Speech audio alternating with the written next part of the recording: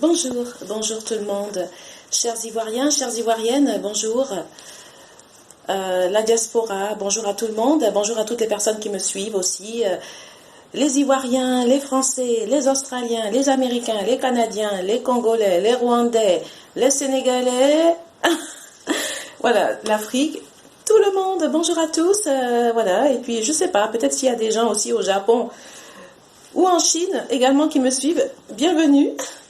Bonjour à tous, je viens vous voir, voilà, aujourd'hui je suis en jean, yeah, parce que j'aime bien le jean, c'est un tissu qui est bien, puis c'est agréable, surtout quand il commence, on arrive au mois de juin, c'est vraiment très agréable à la peau, et puis ça fait classe, la petite veste avec le jean, voilà, c'est, regardez, j'aime bien, I do love, it's wonderful.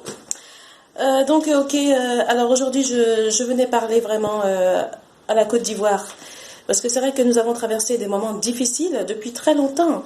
Avant cette rébellion, tout ça, là, déjà même en 99, l'année 99 a été très difficile pour tout le monde, jusqu'au coup d'État à Noël et tout ça. Donc vraiment, si on a traversé tout ça, vraiment qu'on est resté digne, je crois qu'aujourd'hui encore, il faut vraiment qu'on se soutienne, qu'on arrête ces histoires d'ethnie. Tout ça, c'est des coups montés, c'est fait exprès, c'est pour affaiblir la Côte d'Ivoire. Moi, franchement, aujourd'hui, je ne comprends pas ces histoires ethniques en Côte d'Ivoire. Je ne comprends pas, parce que moi, à l'époque, j'ai grandi à Yopougon. J'étais au groupement foncier, j'ai passé mon enfance à Yopougon depuis 1982. Je suis restée à Yopougon jusqu'en 1992. Et j'ai grandi à Yopougon dans le quartier, il y avait des Ivoiriens, il y avait, je sais pas, à l'époque même, il y avait des Sénégalais, des Maliens, des gens de partout. Et même quand j'étais à l'école primaire à Yopougon, mon meilleur ami, c'était un Burkinabé. Mon meilleur ami à l'école, moi je suis une femme à Caen, je suis une femme à Caen, des côtes lagunaires. Je suis Attier, mélangé et brillé, du côté de mon père. Et quand j'étais à l'école primaire, j'allais à l'école avec les Burkinabés, les Maliens, tout ça, on n'a jamais eu de problème. Même à l'école, il y avait un Burkinabé là, c'était mon meilleur ami. Tous les jours, on se voyait, on se saluait, on était des enfants. On s'est jamais insulté, on n'a jamais fait palabre, même dans le quartier. J'ai jamais entendu qu'on a eu des problèmes avec un Burkinabé ou avec un Malien ou avec, je sais pas, un Nigérien. On n'a jamais eu de problème dans le quartier. Tout le monde s'entendait, on n'a jamais eu de problème. Et aujourd'hui, je ne comprends pas cette histoire d'ethnique, les Ivoiriens. Au fait, on veut nous faire croire que les Ivoiriens et les étrangers, non, il n'y a pas de problème. Ça, ce sont des manipulations politiques. C'est des gens qui sont tellement forts, qui sont tellement forts qui ont réussi. Ils ont réussi leur coup, ils ont réussi à monter les uns contre les autres. Et maintenant, quand c'est parti, après pour arrêter ça, c'est pas facile, hein. Parce qu'une fois que la haine s'est installée là, quand tout a été semé là, c'est fini. Après, pour attraper ça, là, ah non, mais c'est grave. Mais en tout cas, non, vraiment, arrêtons aujourd'hui, franchement, ayons un intérêt commun pour notre pays, la Côte d'Ivoire.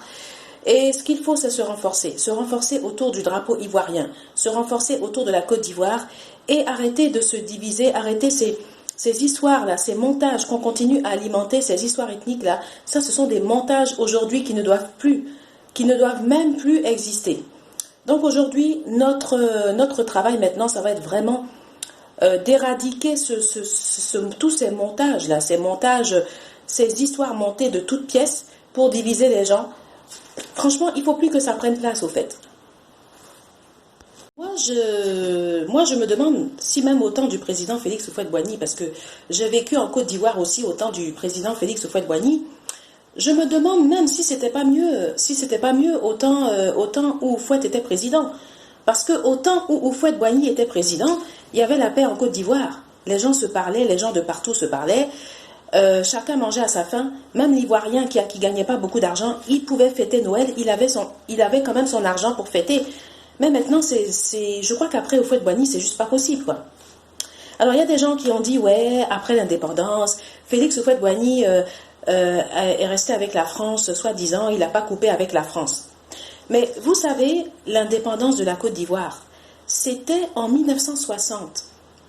L'indépendance de la Côte d'Ivoire, c'était en 1960. Comment voulez-vous que Félix Houphouët-Boigny, qui lui est un Africain, la France donne une demi-indépendance, comment voulez-vous que Houphouët-Boigny ne peut pas laisser la France comme ça? Parce que vous pensez bien que si Félix Houphouët-Boigny pouvait laisser la France, il y a longtemps qu'il l'aurait fait. Mais s'il n'a pas laissé la France, c'est parce qu'il ne pouvait pas. Après, en 1960, après l'indépendance, le président Félix Houphouët-Boigny ne pouvait pas laisser la France. Il n'avait pas le choix. Il était obligé de continuer avec eux.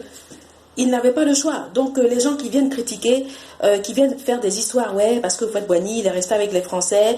Après l'indépendance, on s'est mis contre lui parce que soi-disant qu'il n'a pas voulu couper avec les Français. Il a continué, il a fait de la collabo, machin, je sais pas quoi. Non, non, non. Ce n'est pas de la collabo. Quand vous êtes un président africain, vous êtes colonisé par un pays, quand vous êtes indépendant, vous ne pouvez pas laisser tomber comme ça. C'est pas possible. Parce que si Félix Houphouët-Boigny avait laissé tomber les Français, il aurait eu des problèmes graves. Le temps du président Félix Houphouët-Boigny, je me demande même si c'était pas mieux au temps du président Félix Houphouët-Boigny, parce que au temps du président Félix Houphouët-Boigny, j'ai jamais vu un Ivoirien mourir de faim. Tous les Ivoiriens mangeaient à leur faim au temps du président Félix Houphouët-Boigny. Même le paysan qui n'avait pas une grosse paye pouvait manger et acheter des cadeaux à Noël à ses enfants. Donc là, quand je vois des gens qui se plaignent de l'époque du président Félix Houphouët-Boigny, franchement, excusez-moi, mais époque de Félix Houphouët-Boigny, là, franchement, c'était mieux.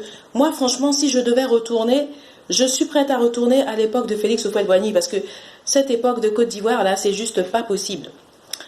Franchement, hein, non, Félix Houphouët-Boigny, franchement, même si tout n'était pas parfait, mais c'était pas mal quand même.